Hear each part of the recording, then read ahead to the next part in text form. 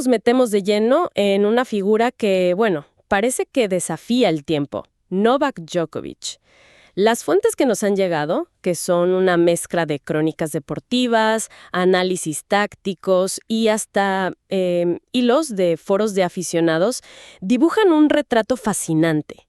Por un lado está el campeón casi mítico, ¿no? El hombre de los 24 Grand Slams.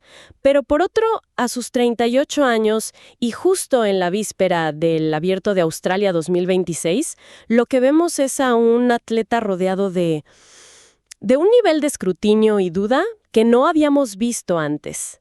La misión es clara. Con todo este material, vamos a intentar descifrar si lo que estamos viendo es el principio del fin, la última batalla de una leyenda contra su propio cuerpo, o si hay un juego mucho más complejo detrás. No juegas solo contra tu rival en la red. Tu principal oponente es la biología, es el desgaste acumulado de miles de horas en la pista. Y lo que hace este caso tan particular es el choque de tres fuerzas: la narrativa que construyen los medios, la reacción casi desafiante del propio Djokovic y la simple y llana realidad fisiológica. Es una colisión que se está desarrollando en tiempo real. Bueno, arranquemos por lo más reciente, porque la preparación para este Abierto de Australia ha sido, siendo generosos, un caos.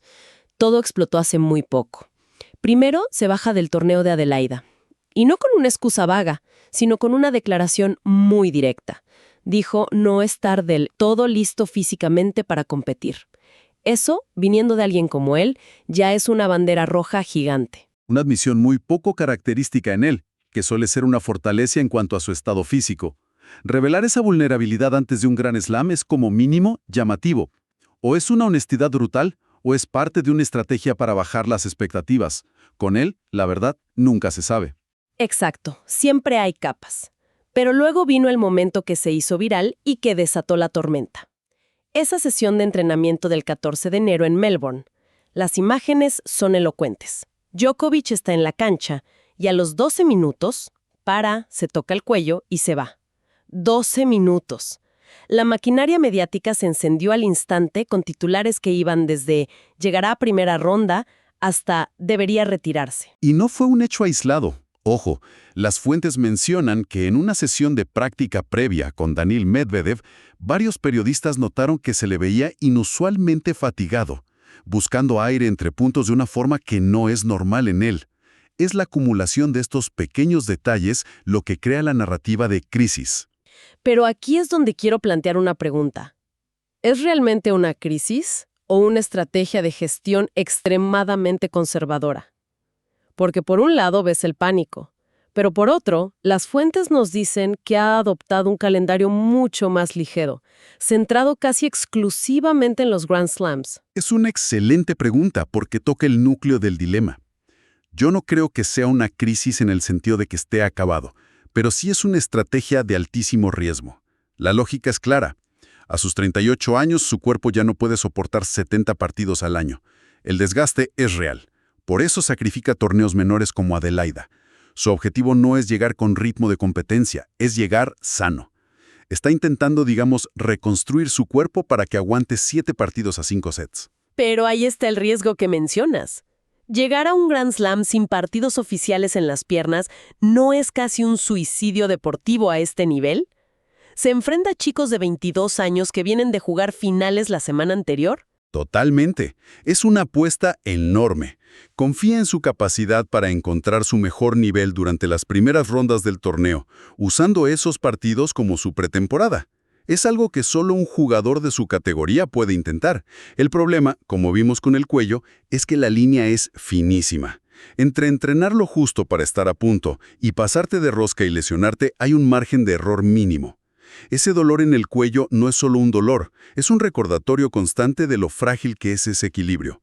Cada sesión es una calibración. Y este tema de la credibilidad de sus lesiones y el drama que las rodea no es para nada nuevo, ¿verdad?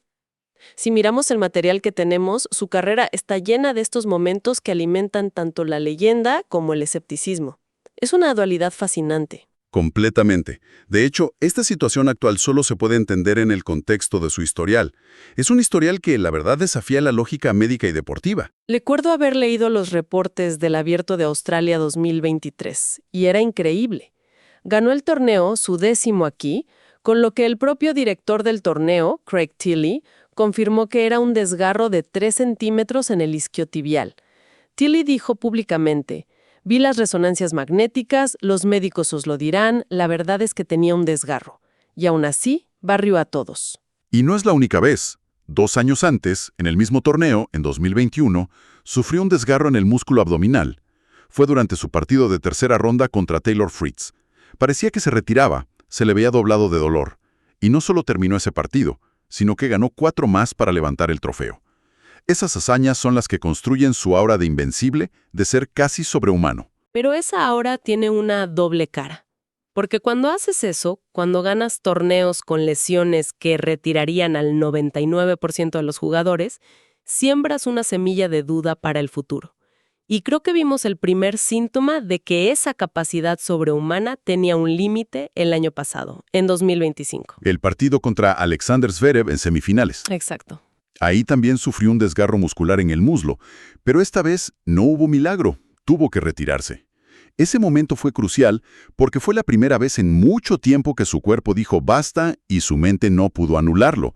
Sugiere que esa habilidad para jugar a través del dolor extremo, que era su gran superpoder, quizás se está desvaneciendo.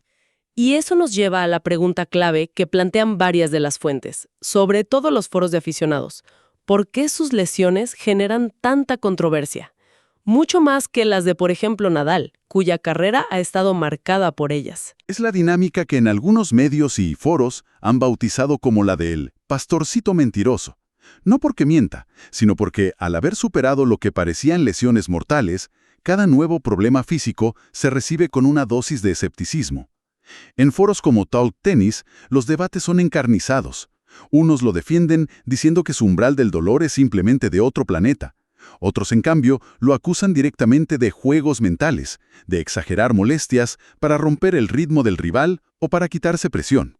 Se ha creado una narrativa a su alrededor de la que parece no poder escapar.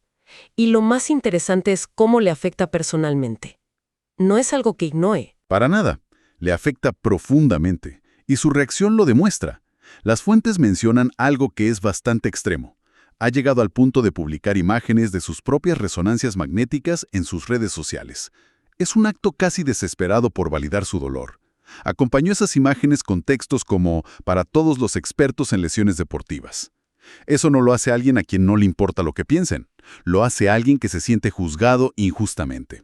Como decía Craig Tiley, a menudo Djokovic recibe una mala reputación que no se merece. Es una batalla en 2 frentes. La física contra su cuerpo y la psicológica contra la percepción pública. Pasemos entonces a su versión de los hechos, porque después de todo el revuelo por esos 12 minutos de entrenamiento, él salió a hablar. Y su respuesta fue contundente. Habló con el medio serbio Blik y fue muy duro con la prensa. Su argumento fue que todos se obsesionaron con los 12 minutos que estuvo recibiendo masaje en el cuello en la pista, pero que convenientemente ignoraron las 2 horas de entrenamiento de altísima intensidad que había completado justo antes y la sesión de 1 hora de gimnasio que hizo justo después. Acusó a los medios, y esto es una constante en su carrera, de buscar el drama y el caos, de preferir la historia del campeón herido y en declive a la historia constructiva del atleta veterano que gestiona su cuerpo con inteligencia.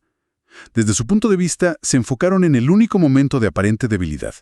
Y para ser justos con su argumento, hay pruebas que lo respaldan.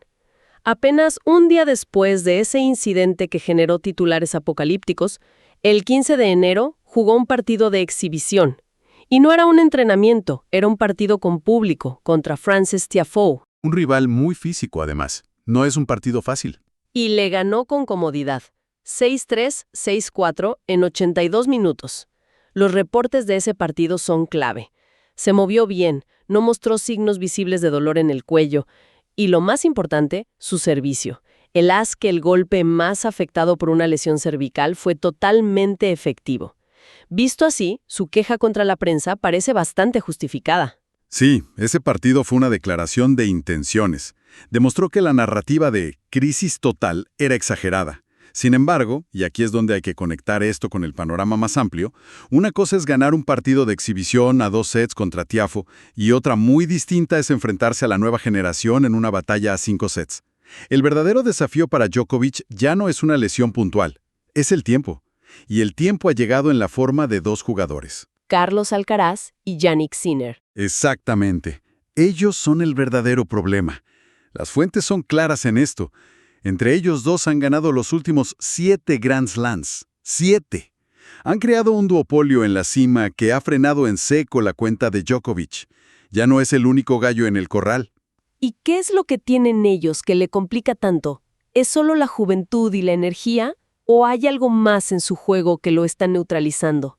Es una combinación letal. Por un lado está lo obvio, la pura potencia física.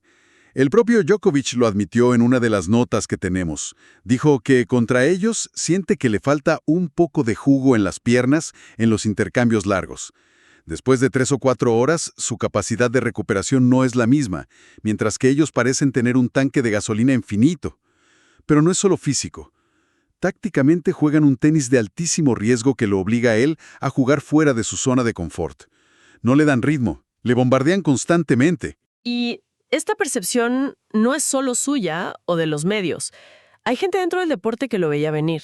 Me llamó mucho la atención una cita del extenista Jill Simon. Una mente muy analítica, la de Simon. Hace un par de años, cuando todos debatían si Djokovic llegaría a los 30 Grand Slams, Simon hizo una predicción muy fría.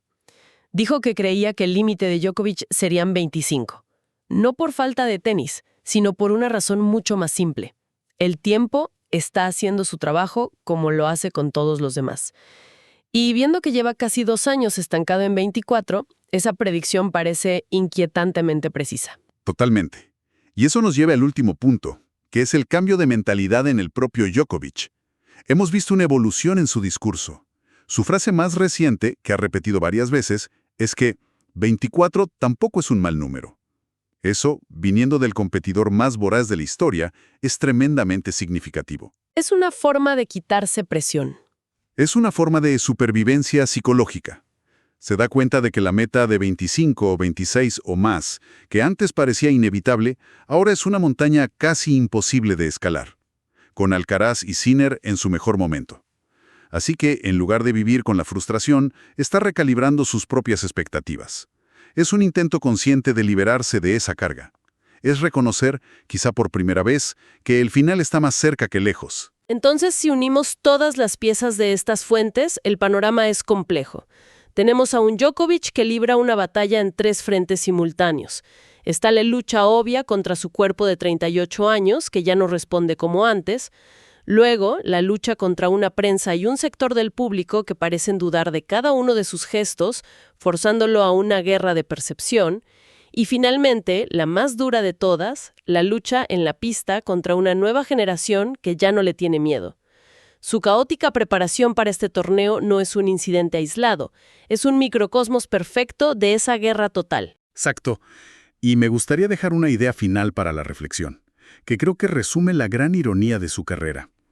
Djokovic pasó 15 años siendo el disruptor, el tercero en discordia que llegó para romper la historia de amor que el mundo tenía con Federer y Nadal. Luchó contra el público, contra los medios, por ganarse un respeto que sentía que no le daban. Ahora la tortilla se ha dado la vuelta. Él es la leyenda establecida, el veterano, el sistema, y son otros los que vienen a desafiarlo.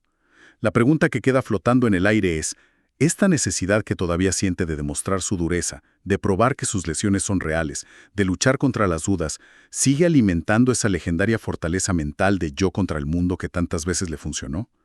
O, a sus 38 años, esa misma batalla constante ya no le da fuerza, sino que en realidad está acelerando su declive al obligarlo a llevar su cuerpo al límite una y otra vez, solo para silenciar a los que dudan.